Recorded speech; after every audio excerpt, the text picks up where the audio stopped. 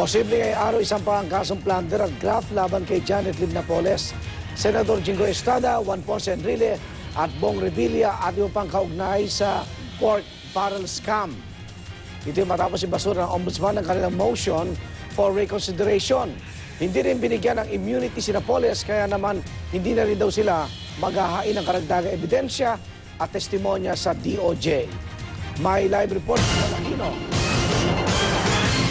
Bon. Yes, Igan, inaasahan na ngayong araw isasampa ng Ombudsman ang mga kasong plunder at graft laban kina Janet Lim Napoles, Senador Juan Ponce Enrile, Bong Revilla Jr., Senador Jingoy Estrada at ilang pang personalidad. Kasunod nga yan ang pagbasura ng Ombudsman sa inihain nilang motion for reconsideration at application for immunity ni Napoles.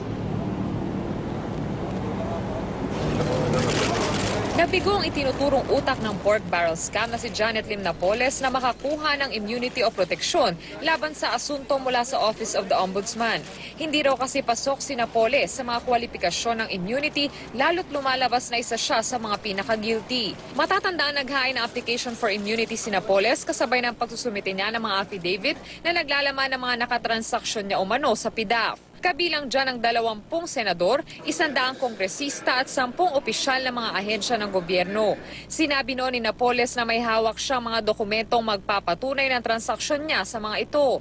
Pero ngayong ibinasura ng Ombudsman ang hiling nilang immunity, tila nag-iba na ang ihip ng hangin. Wala na raw balak ang kampo ni Napoles na isumite pa ang mga hawak nitong ebidensya.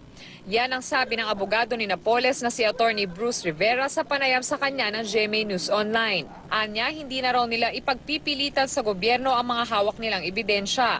Bakit daw nila ipipilit kung hindi naman daw nito kailangan ng kanilang testimonya? Pero nananatili raw bukas si Napoles na makipagtulungan sa gobyerno.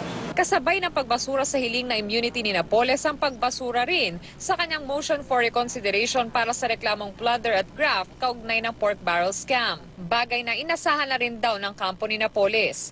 Ibinasura rin ng Office of the Ombudsman ang magkakahiwalay na apelang inihain ni na Senador Jingoy Estrada, Juan Ponce Enrile at Bong Revilla Jr. at ilan pang personalidad. Ayon sa Ombudsman, rehashed o inulit lang daw ang kanilang mga argumento na nauna nang naresolba ni Ombudsman Conchita Carpio Morales. Sa panayam ng DZBB kay Estrada, inasahan na raw niya ang desisyon ng Ombudsman. Handa raw siyang ipagtanggol ang sarili sa Sandigan Bayan.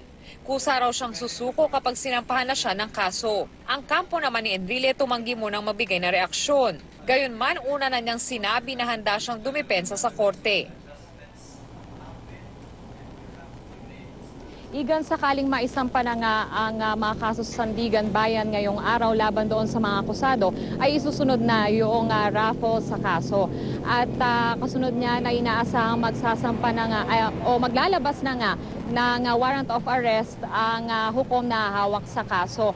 Ang plunder ay non-bailable, kaya naman hindi maaaring makapagpiyansa ang mga akusado kapalit ng kanilang pansamantalang kalayaan. Igan? Maraming salamat, Bon Aquino.